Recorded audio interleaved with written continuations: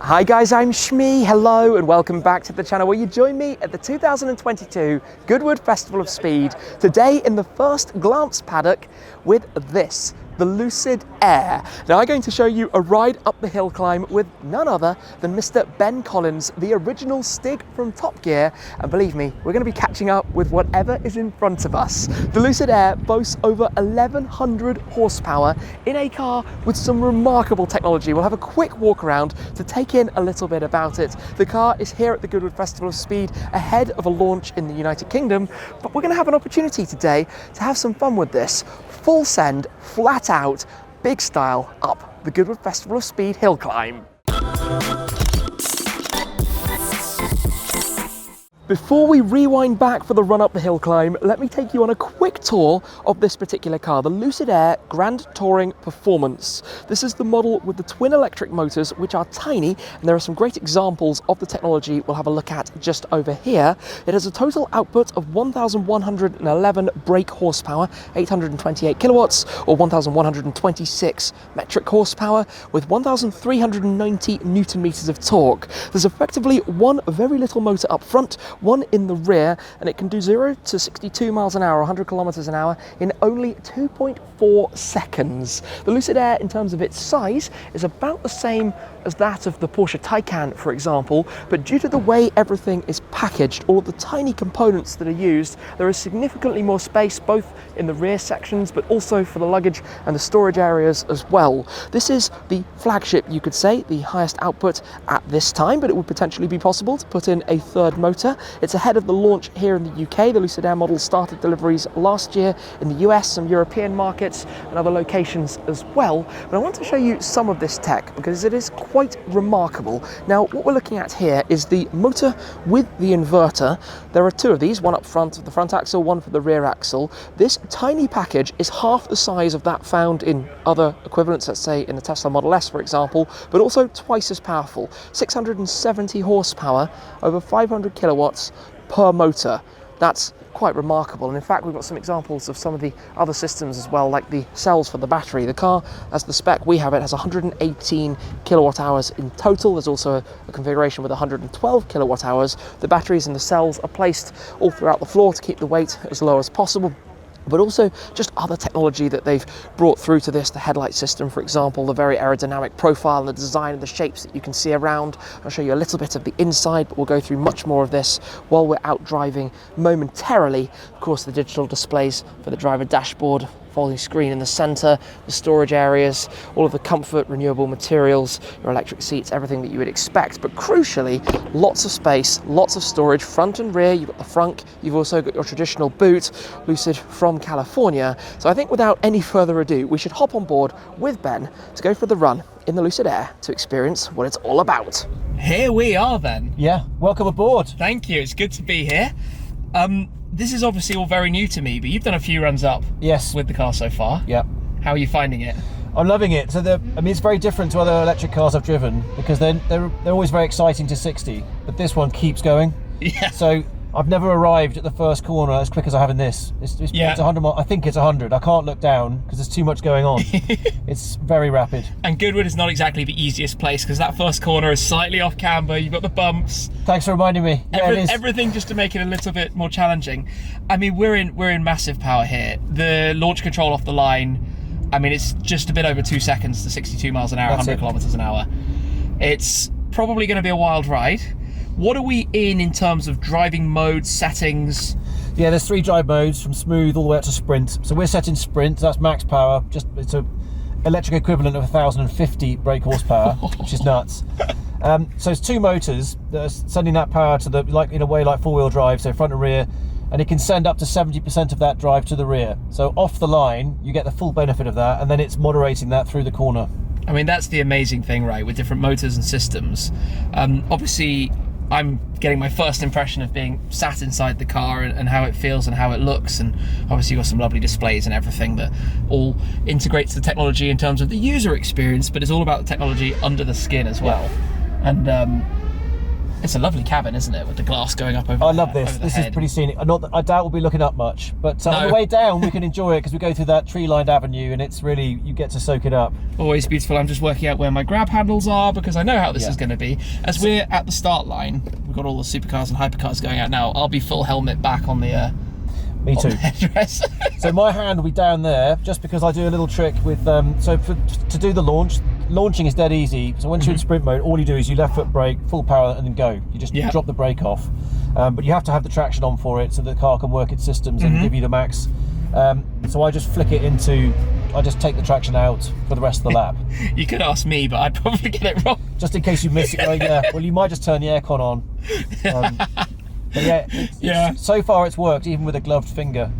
Oh, fantastic. Yeah. The only trouble we've had is catching other stuff. Oh, yes. But I tend to hang back so we don't get bothered by McLarens and stuff. I mean, that's the thing, right? When you get to this level of power, it's hard to put into perspective because you think the fastest cars are always going to be the mid-engine, two-seat small things. Yeah. And then something like this can now put out so much so quickly and put it down so cleverly and so quickly that we're going to be instantly on the heels of whatever's in front of us. I mean, we've got nearly 3 times as much power as these 2 Lotus Emiras in front of us. Yes, and what's amazing actually is that even though the tyres are smaller, you don't feel a lack of grip, and the braking power is there as well, which you'll feel. I mean, we're arriving quite quickly, so it's quite heavy braking in the different braking zones, but then it throws you back up the hill, so you recover the speed very quickly.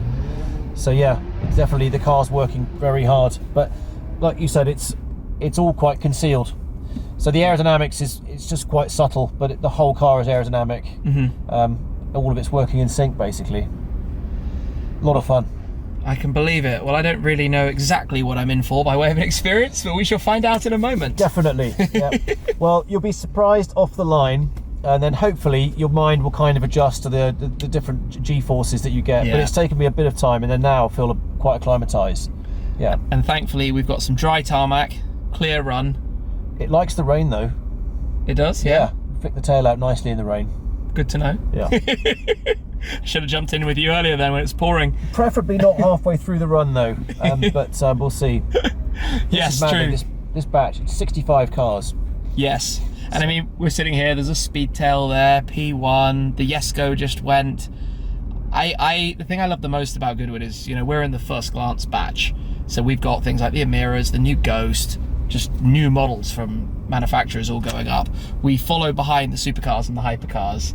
Yet at the same event, there are, legendary driven F1 cars and all sorts of other things. You must have had over the years experience driving in so many different cars here. I've been so lucky with the, through Top Gear. I mean, race-wise, I suppose there's the single-seat experience, and then across, I was very lucky to race single-seat sports cars at Le Mans prototypes, NASCAR, GT, so good spread. Yeah. Plus the Top Gear years and then on. So, but I love seeing what's new. I love seeing the new technology. And you come here, like you say, everything is on show. Yeah. I mean, do you love the new stuff, or is it both? I mean, my thing is always the new stuff, really. But what I love about Goodwood is that you get the experience to see everything going past you. You just to hear it and see it, and from the rally stuff to the F1 cars to just the whole experience of being here. There's such a variety, and I can't quite see what it is, but there's some tiny little red thing here. The three-wheeler. Yeah. Like sitting. That's there, and there's an MC20 right there. Like, what? Yeah. What else do we have? We've got a Defender. I can't quite see what's around behind us, but it's beguiling. We've done well actually, because that was in front of us before. So you try and jockey for position at this stage when you're in the paddock, and sometimes you get your elbows out to be a bit rude, but we don't want to be stuck on the back of the Defender on the way up the hill. Try and get a clean run. Insane stuff in here. I think there's an electric Mustang over there too. Yes, the recreation or the reimagination of a 60s style Mustang. Yeah. With an electric powertrain, which is an interesting concept.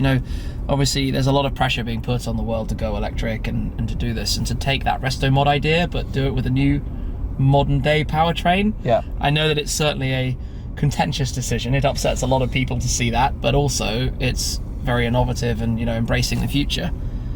I think it's great when it works. If the thing with this obviously is it's purpose-built electric, so the batteries are built into the chassis. They're right on the deck, so the weight is as low as you can get it. Yeah.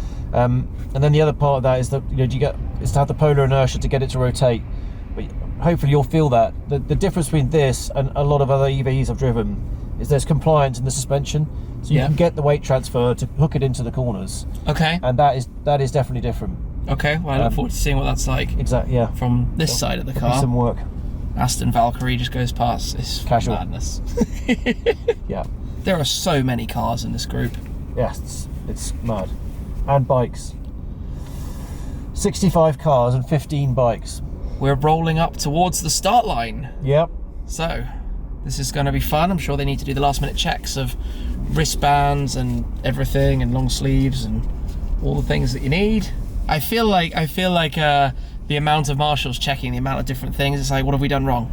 Yeah, I always feel like a naughty schoolboy. Alrighty then. Hethel Yellow Emira to depart in front of us off this famous start line at the Goodwood Festival of Speed. Rolling up. Wait for the moment, head back, head properly on the headrest. Here we go. I know what this is going to be like. You ready? Yeah, let's do it. All right, bosh. Oh, oh my goodness. 90 something miles an hour as we come up to T1. What? This is ludicrous. Here we go. Up past the house, under the bridge, 125 miles per hour. Lotus Emira in our sights, and that's not a slow car. What? Using all of the tarmac. I knew it. I knew he'd get in the way. Oh no! We get to the flint wall. Oh wow! Ah! What do you do when you just got an average supercar in the way? That's a shame. Well, anyway, it was good up until that point. It was good all the way anyway. I mean, to be nearly 100 miles an hour by T1 and 125 up the hill by the bridge. Yeah. That's serious. Thanks for riding. Thank you for driving it. I mean, there's that torque, and it's putting out a lot. Yeah. The way it just goes and the way it takes off, just there's not. It's just like foot on the throttle and go, or rather foot off the brake and go. Yeah. Obviously. What's different that makes you concentrate is every meter you're still on the gas, it's still really punching. Yeah. So it's critical on you when you brake. But yeah, I think, what was it, just shy of 100 before T1? Yeah, just shy. And I mean, we're properly at big speeds very quickly. And it's still, let's be real, a big car. Yeah. We've got plenty of space for some passengers in the back, and every extra mile an hour you add is an extra mile an hour that you need to shave off. That's it. That's it with EVs, but where it's so strong is uphill. Where are they parking us? Oh, you never know. It's always a mystery. Everybody pointing in a different direction. The good news is we're pointing forwards this time, so I haven't got a 3-point turn on the way out. Oh, really? Yeah. Squeezed in awkwardly sometimes. We're in. That was a pleasure. Thanks for coming along. I I thought he was going to go for it in that Lotus. I guess you never know who's driving, right? Because there are so many different people here. Some test drives. Whee! But yeah. Well, he's got a Lotus badge. He's waving at me. Bloody naughty. I couldn't find out. The last thing they expect is like a big family saloon car to be right up behind them. Yeah, that's just it. It is like a sleeper, isn't it? Yeah. Crazy. Well, thank you for the run. Thank you. Pleasure. Epic. Up at the top then, let's have a little look around the world's greatest car park up here. We have the Mercedes AMG 1, the Formula 1 engined AMG hypercar. We have the Bugattis, the Chiron Supersport 300 Plus, the Grand Sport Vitesse WRC Veyron, the WRE Veyron Supersport. We have the Zenvo TSRS. We have the Aston Martin Valkyrie. We have so many exceptional cars. We've got the Hispano Suiza Carmen. We've got the Zeklat. We've got the Aston Martin Bulldog, we've got the P1, we've got the Speedtail, the Radford Type 62-2. If we come through this way, we've got the Koenigsegg Regera, we've got the Ferrari 812 Competizione, the Pagani Huayra R, the Hennessy Venom F5, the Koenigsegg Jesko Absolute, the Gordon Murray T50, the Koenigsegg Jesko Attack. We've got the ProDrive P25 here as well. We've got some bikes coming up right now. I was going to try and squeeze through there, but that's not going to work. So let me come around this way, meander through. Maserati MC20 Cielo. We've got the Tag Turbo 930.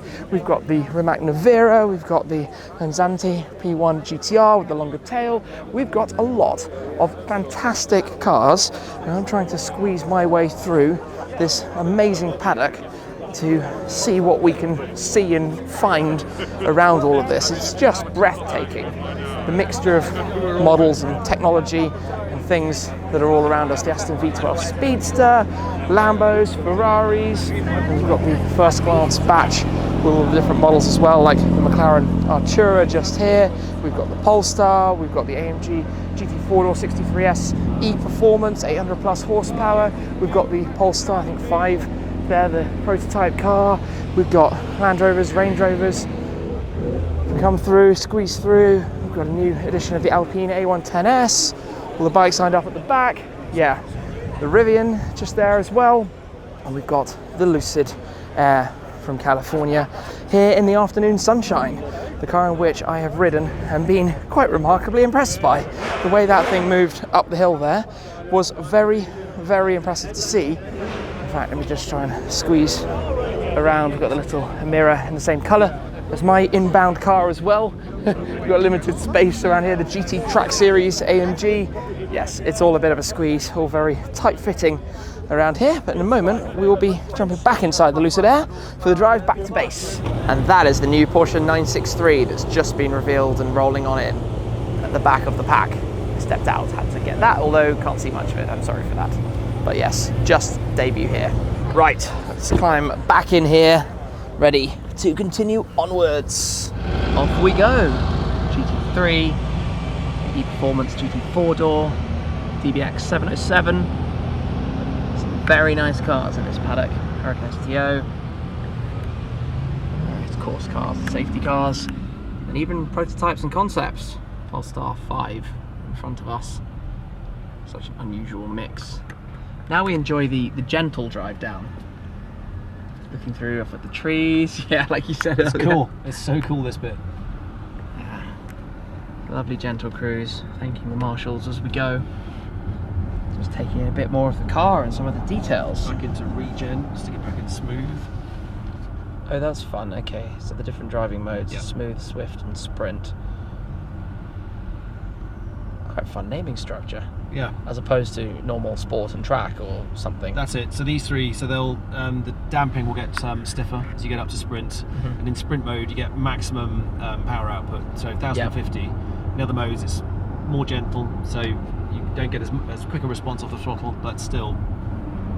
Yeah, it's not slow. It's not a slouch. Yeah.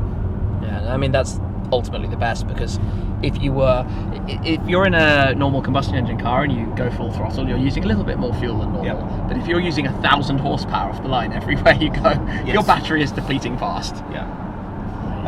This one, what I've noticed with it is it's very true to the range, which is great. So kind of what you see is what you get.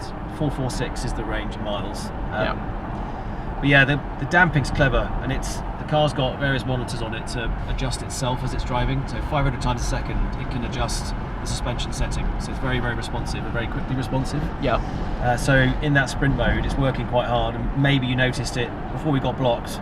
But obviously, I'm putting steering inputs in, but the car is also there, working very quickly to give you the assurance. Yeah. So it gives you more. Yeah, you've got basically more roll control in that sprint setting. Makes sense. And you've also got your massaging and your You've got that. Yeah, we should get you. Here we go. Come on, let's plug you in. passenger massage. Bosh. Give the review of the wave massage. Little wave. Maybe you should unwind a little bit after the intensity of the run. I'm getting some waving. Oh, there we go. Wave to the marshals. Oh, there we go. I've got all of the massaging now. Right at the end of the day. 7 o'clock. They've gone home. Yeah, so this is what I need at the end of the day, a day at Goodwood. You walk 15,000, 20,000 steps, you need a little bit of a break. So we make our way all the way back round. Play. You can open stuff from here, yeah, charging ports and hatch and things. You've got all of your seat controls. Oh, you've got a lot of seat controls. No shortage of what you might want to do with that. Charging settings, 92%. Not bad, we were on 97% when we began. Obviously we've had a bit of poodling around. We've had a flat out run, and that is the ultimate in depleting battery. Yeah. So I'm using more now that I'm pushing a bit more in the, it's scrubbing, and that resistance is what choose energy, whether it's this or a combustion, you're going to eat more of the power. Fun thing with that as well, you can adjust. So you know the one foot pedal, so you can accelerate, and slow down with regen as like effectively like engine braking. Yeah. So at the moment, if I lift off, it's fairly subtle. Oh, but you can make that much more aggressive with the settings. So if you're someone if you really want to use that, you can get it to be much more positive. So you're in an urban environment, you want to stop on the regen, you can do that. So we go past the Goodwood house. Some of the hospitality, it's very much end of the day feeling around, isn't it? Definitely. Not many cars. A lot of empty champagne buckets. Yeah. Right at the end. Glove box. Done. But we'll leave the cleaning cloth sitting away. It's obviously a totally new system for me. I've never... Oh, clever. Yeah, good night to that. I didn't expect that to happen. I was like, what does this button do? Yeah, there's lots of kind of James Bond-like storage cubbies in this car. There's another one under here, there. It's 2 in the boot, 2 in the front. 1 in the front, sorry. That's really swish. You like that? I like that. I like it because it was a big surprise. I didn't see it coming. The back, loads of space in the back actually. We return to our parking space. All of the cameras imaginable, all of the different angles, everything. Lovely. Thank you very much. My pleasure, anytime. Absolutely, appreciate the ride, and yeah, good fun with the Lucid Air. Yep, we made it, and we scared a Lotus in the process. We're back in the paddock then after that run out with Ben, and I tell you what, the way it caught up with the Lotus Emira is quite something. And then you think that this is a car with quite a large amount of space. In fact, let's come and have a quick look at the amount of space that you actually have in the back of it. And I can tell you, as I said, in terms of size, it's only 1 centimetre longer than a Taycan, 2 centimetres narrower than a Taycan. But the amount of extra room in the back is quite frankly phenomenal. In the Taycan, you are awkwardly stepping in. In here, I'm going to take a seat just inside. Look at this, luxury. And in fact, there will be versions with a smaller battery pack and the cells will be taken out from under the seats. You do have quite a high knee position in this setup, but yeah, lots of room. That's what it's all about. A car that can offer that kind of insane performance, to be honest, but still completely usable. Nice features like soft close, for example, all the room that you could possibly want out of it as we dip through the tents and various things that we have here in the first glance paddock. But a first experience for me in the Lucid Air, and to be honest, super last minute, as you can possibly tell. So I've been learning a lot about it very quickly, obviously familiar with the brand and what they're working on out in California, and you know, the team that have come from other players in the industry, we can say, but developing things in the way that they really want to do it, the way that they really want to go about it all. And I think it's very interesting to see, because there will also be an entry-level model that comes in around the $80,000-$90,000 mark. This is perhaps $150,000 to $180,000 in the current market, depending on the exact version and the specification. And obviously over here in the UK it will translate a little bit differently. I'm not entirely sure yet where it will end up. But the Lucid Air, is it quick? Yes. Does it feel crazy?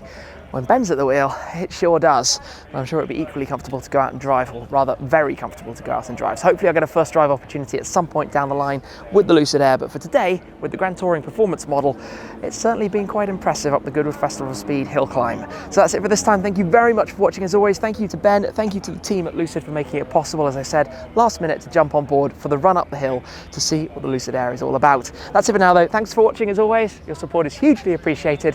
I'll catch up with you guys again very soon. Cheers!